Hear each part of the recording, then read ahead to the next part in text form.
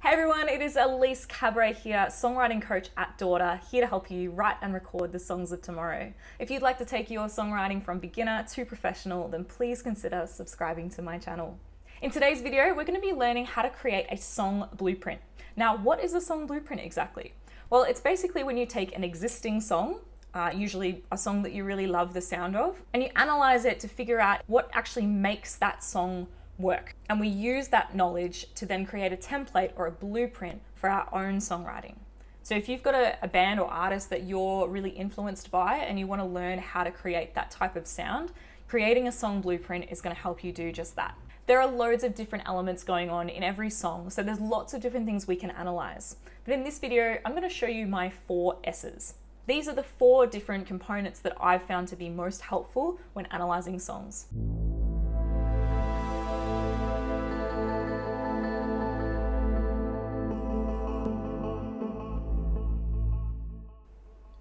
The first one is structure. So this is a nice easy one and it's going to give you a really good framework for your blueprint. So the first thing you want to do is listen through the song that you're wanting to analyze, have a listen through it and write down the song structure that you hear. So this is going to be every time you hear a verse or a chorus or a bridge, any of those different song sections, you want to write down that structure. The most common structure that you find in popular music is what's called the hit song formula, and I did a video on this not too long ago. You'll hear that same structure all the time in popular music, and that's a really good starting point when we're analyzing a structure, as we can use this as like a benchmark and see how the song that we're analyzing compares. Does it use this formula or does it deviate from the formula? Number 2 is stickiness. Now what I mean by stickiness is the ability of that song to get stuck in your head, or at least be memorable. And this is done through hooks. So to analyze a song's stickiness, you need to have a look at the hooks. These are the repeated parts of either the vocal melody, they might be the groove or the riff, anything that you hear again and again and again in that song that really stands out to you. The hooks are always repeated. Now the type of hook that you hear will definitely depend on the genre that your song is in. So for example, if you're analyzing a metal song, that's going to be really dependent on the riffs, the guitar riffs. But if you're looking at a pop song, that's probably going to be more, you'll find more of the hooks in the vocal melody, especially in the chorus. Now, once you've identified the hooks, we want to go into a bit of a deeper analysis here because the hooks are really important. So you want to be asking yourself how and when these hooks repeat, what notes are they made up of? So some artists will favor particular scales or modes to create their melodies and hooks, and that will give their songs a particular flavor. For example, Kirk Hammett from Metallica loves to use the Phrygian mode in his solos. So if you're wanting to replicate his sound, that's going to be a really important piece of information. When analyzing hooks, we can also ask ourselves about the rhythm. Usually the rhythm is really important. Think about the note length. Are they long notes? Are they short notes? Is it a mixture of the two? Do the notes take big leaps from low to high or high to low? Or are they all kind of close together? All of these things will affect the sound of that hook. And these are all techniques that we want you to be able to then take and apply to your own songs. Important to note for vocal hooks, what are the lyrics? And why are those lyrics so memorable to you? Why do they stand out?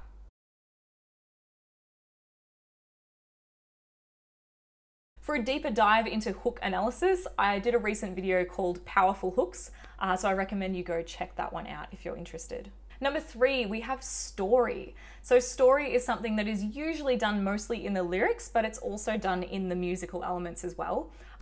So first of all, we're going to have a think about our song lyrics. We're going to think about what is the theme of those lyrics. What's the song about? Is it a love song? Is it about loss? Is it about partying and having fun? Is it a political song? Understanding the theme of the lyrics is really going to help us understand the genre. You also want to have a look at the type of language that's being used. Is it really clear and simple and literal, easy to understand? Or is it more poetic and does it require more interpretation from the listener, using things like metaphors and imagery and symbolism?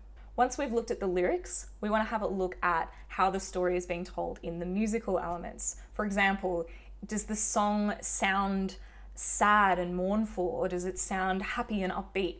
Those things are influenced by tempo, whether it's a fast or a slow song, or whether it's written in a major or a minor key. All good things to consider. It is proper raining outside, so I'm hoping that this isn't too distracting for you guys to listen to. I'm not sure if that's going to be coming through my microphone or not, but I do apologize if there's a little bit of background noise. The last of the 4 S's is spotlight, and this is a really important one that a lot of people overlook. So as you're listening to the song, I want you to really think about where your attention is. Is it on the lyrics and the story that's being told in the lyrics, or is it on the groove and the way it makes you want to dance? As songwriters, it's really important to know which part of our song we want our listeners to pay attention to at any given time.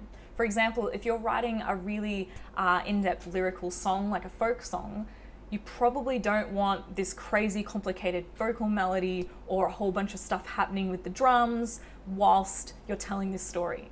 You probably want your musical elements to be more simplistic, more basic, so that they're supporting the lyrics that are being told rather than distracting from them. Alternatively, if you're writing an upbeat dance song, you probably don't want really complicated metaphorical lyrics. You just want something really simple that people can sing along to and just get the vibe of the song straight away. So you'll find much more simplistic lyrics in those type of genres.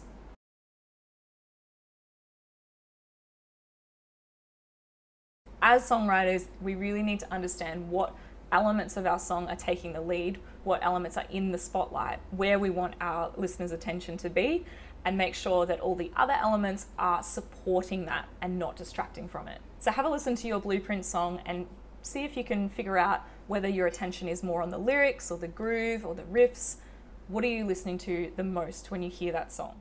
And there you have it. That's my 4 S's for creating a song blueprint: structure, stickiness, story, and spotlight. Go ahead and listen to one of your favorite songs now and apply these questions to it. See what you learn from them. If you do this to a few different songs by the same artist, you'll actually start to hear patterns and similarities between the songs, and that's going to really help you understand that artist's style and what gives them their sound. You can then use what you learn in your own songs. That's it from me. I hope this video has been helpful. As always, please like and subscribe if you've liked the video or got something out of it. My name is Elise Cabret, and happy songwriting. I'll see you next time.